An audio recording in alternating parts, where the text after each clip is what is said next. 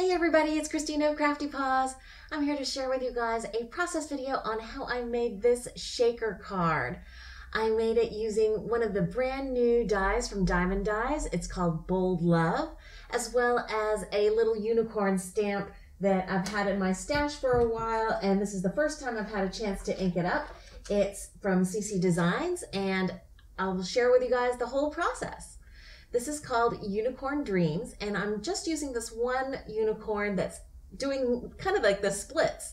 And I'm positioning it in my MISTI because this is a brand new stamp, and I know I'll probably take a couple of stampings, as you can see, to get a clean, crisp, sharp image.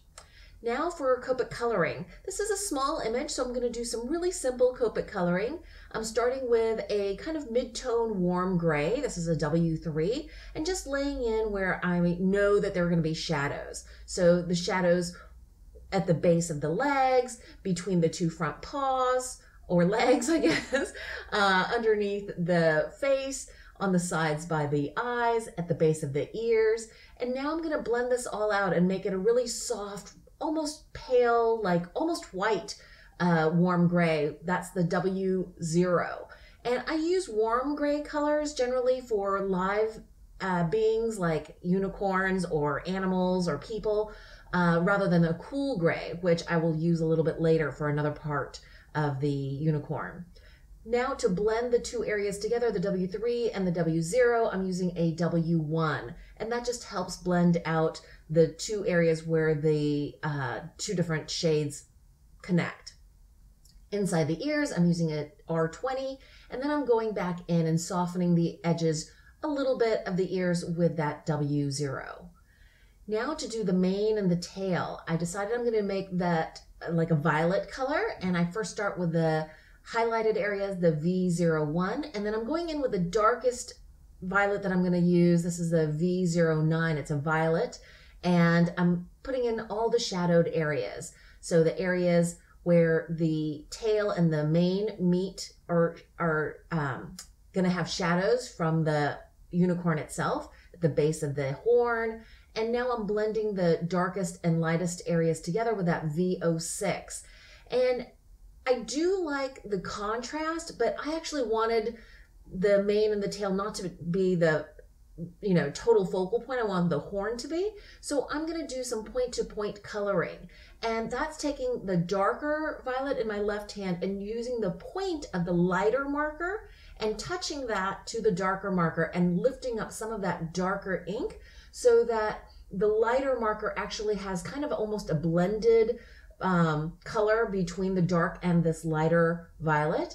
And that kind of helps make the gap between the two shades a little bit smaller. It transfers a little bit of that darker ink to that light marker. And you can do this with any marker family, and it really helps not to have, that way you don't have to have every single marker color, and the blending happens much more easily. I decided I'm going to do one more lighter shade of violet with this V04, just to not have white areas.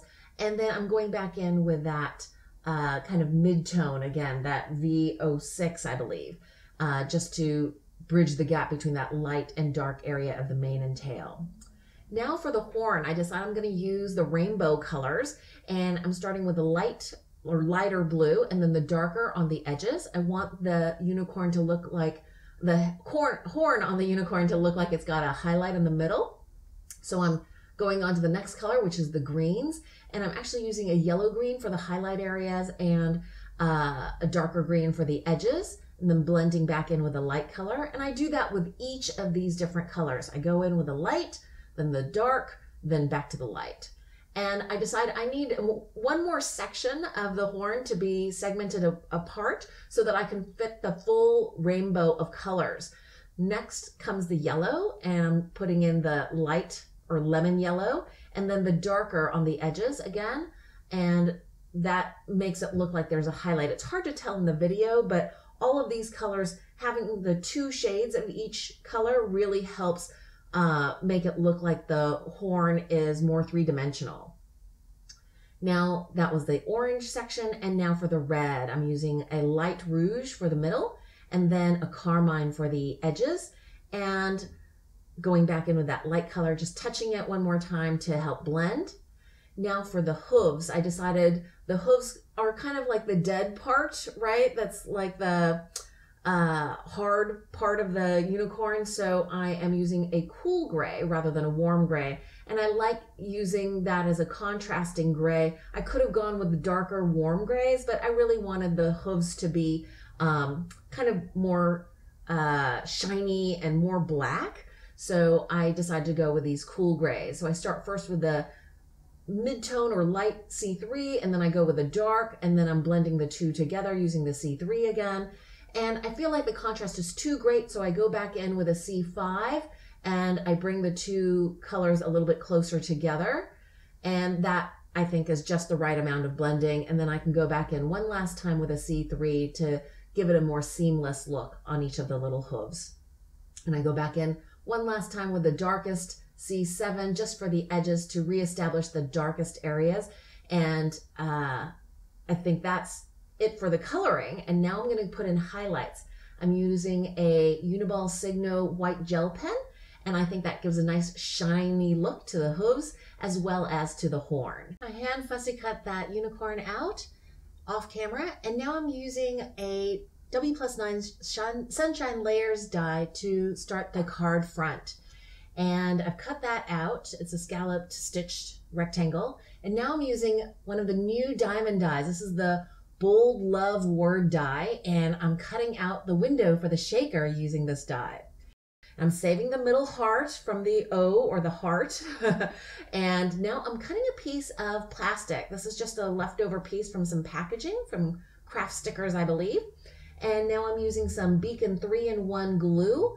And this is great glue for non-porous substances like plastic that I'm using for the front of my shaker section. So I put that into place, just that little scrap of plastic, and I'm making sure that I'm burnishing it with the fat part of my index finger just so that I make sure that the adhesion is really strong. And for that center of the heart O, I am putting back in that section that was cut out with a die.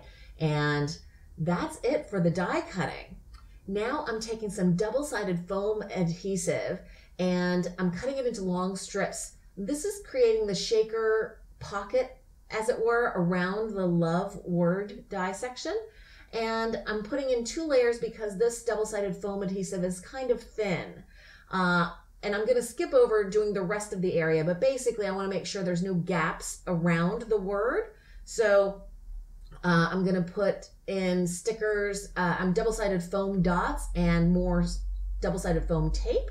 And then this is a critical step, I think, using my powder tool. This is an EK Success powder tool. I am making sure that the edges of this little pocket area where I'm going to put in the sequins and the confetti is no longer sticky. The release tape hasn't been taken off, and I'll do that next after I put in all of the sparkle beads. This is from the Unicorn blend, and I won this recently from Doodles Paper Playground from Instagram, and I just love this little blend of confetti and fun little acrylic pieces and flowers. It's just so much fun.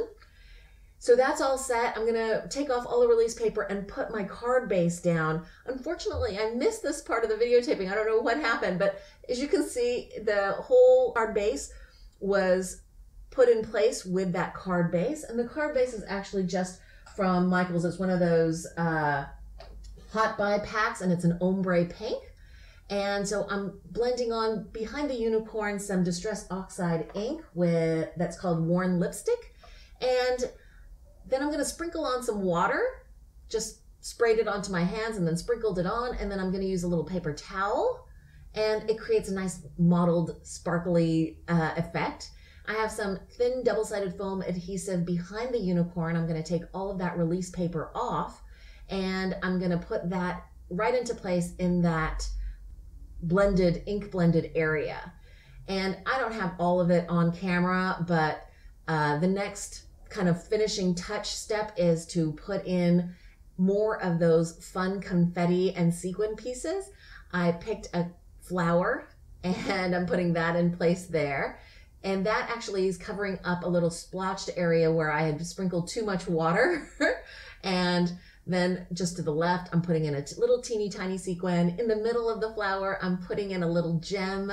All of these pieces were in that sparkle blends from Doodles Paper and Playground.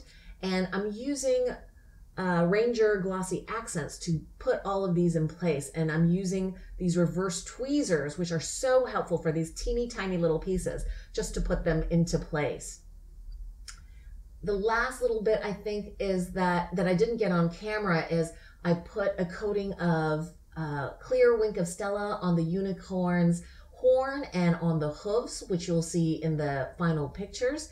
And I did, I think, dab a little bit more of the worn lipstick, Distress Oxide, just a little dot to the left and to the right, upper right as well, because I thought it looked too triangular around the unicorn and I wanted more of that pink look in other parts of the card. So you'll see that also in the final pictures. You can see here I'm doing another layered little piece, a smaller flower with another little gem. I like using shaker pieces like this for or sequins for finishing touches, and I like doing them in odd numbers. So you see 3 on the left, and right now I'm putting in the 6th one here, but I'll put in one more, and that's going to be seen in these final pictures. So there's 7 in total, and that's it. I hope you enjoyed this process video. If you did, please give it a thumbs up. Thanks so much for watching. I hope you guys are having a wonderful crafty day.